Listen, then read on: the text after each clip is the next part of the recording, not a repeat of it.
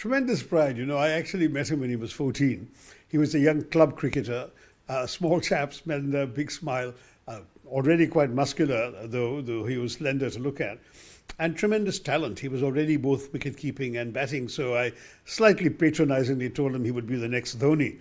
Years later, when I recall that remark, my friend Gautam Gambhir said, no, he doesn't have to be the next Dhoni, he will be the one and only Sanju Samson. And that's exactly what he's turned out to be. He's been a terrific success. Quiet, modest, unpretentious, a good and effective leader. He led Rajasthan Royals very effectively for many years. He is now going to be in CSK in the IPL. But more important, I think, is the stability and the anchoring that he brought to the order, the top of the order for India. When I suffered with him, as it were, during the trials and tribulations, I felt that if he could just compose himself, it would all come back. That core, that essence, and that talent was always there.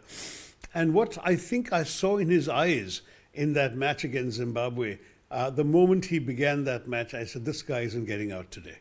I even told him this later because I was watching it on TV, but you could see his eyes, you could see the calmness in his face, that sense of being secure and anchored. And as you know, he went on to 97 not out. He never got out in that match. And his two subsequent semi-final and final performances of 89 each. In both cases, he lost his wicket in a selfless action.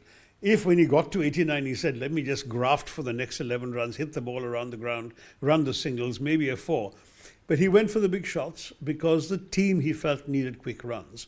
And that's Sanju. He's selfless, he's talented, he's dedicated.